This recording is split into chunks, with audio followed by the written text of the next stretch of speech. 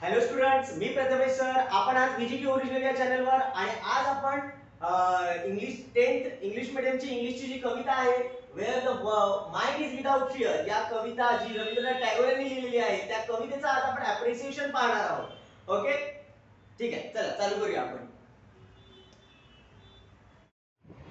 Appreciation of poem where the world is without fear.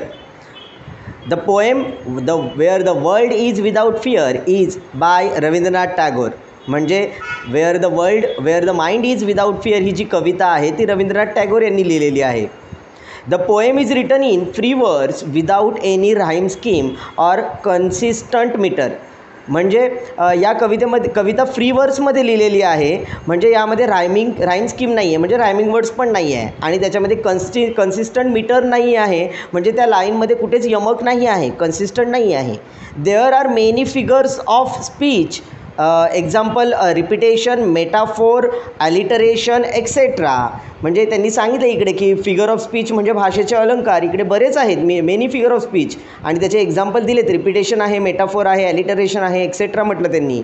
पुढे म्हणतात ते की the important figure of speech is पर्सॉनिफिकेशन. महत्त्वाचं फिगर ऑफ स्पीच काय तर पर्सॉनिफिकेशन आहे. त्यांनी लाईन पण दिले इकडे त्यासाठी. Where tireless striving stretches its arms towards perfection. ही जी लाईन आहे या लाईनमध्ये त्यांनी म्हटलं की पर्सॉनिफिकेशन झालं का, कारण here we can actually visualise tireless striving stretching its arms to reach its goal. कारण आपल्याला याच्या लाईनमधून कळतं आहे की टायरलेस स्ट्रायव्हिंग म्हणजे काय तर खूप मेहनत केल्यानंतर आपण स्ट्रेचेस इट्स आर्म आणि टू रीच इट्स गोल आपण काय करू शकतो, आपण मेहनत करून आपल्या गोलपर्यंत पोचू शकतो, टार्गेटपर्यंत पोचू शकतो. नेक्स्ट पॅरेग्राफमध्ये काय म्हणतात ते तर the poem is a prayer to God. ही पोएम काय आहे तर प्रेयर आहे, म्हणजे प्रार्थना आहे देवासाठी म्हटलेली.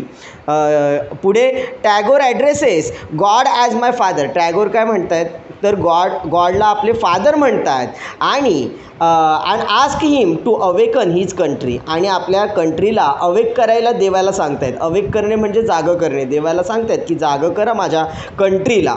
बरोबर. पुढे काय म्हणतायत ते कसं जागं करायचं आहे तर into heaven of freedom where there is total freedom of good thought, good words, good action. म्हणजे आपल्याला टोटल फ्रीडम हवा आहे असं कवी देवाला सांगतायत. माझ्या कंट्रीला टोटल फ्रीडम हवा आहे. त्या फ्रीडममध्ये काय काय हवं आहे तर त्यामध्ये गुड थॉट्स आले पाहिजे, चांगले विचार, गुड वर्ड्स, चांगले शब्द आले पाहिजेत, आणि गुड ॲक्शन म्हणजे प्रत्येकाने चांगलेच काम केलं पाहिजे.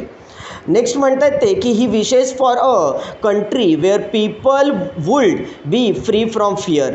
म्हणजे ते टॅगोर म्हणत आहेत कवितेमध्ये की विश करतायत कंट्रीसाठी की पीपल जे आहेत त्यांच्या मनातलं फिअर जे आहे, भीती जी आहे ती निघून जायला पाहिजे, फ्री व्हायला पाहिजे, त्यापासून मुक्त व्हायला पाहिजेत.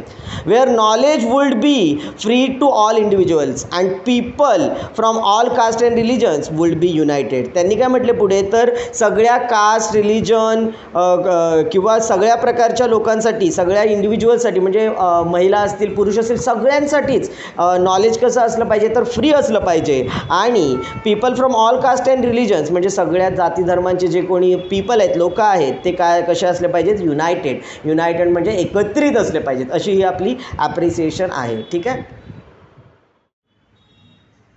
तुम्हाला व्हिडिओ आवडला असेल तर लाईक जरूर करा. चॅनलवर नवीन असाल तर चॅनलला सबस्क्राईब पण करा, कारण इंग्लिशशी रिलेटेड बऱ्याच व्हिडिओज तुम्हाला या चॅनलवर पाहायला मिळणार आहेत.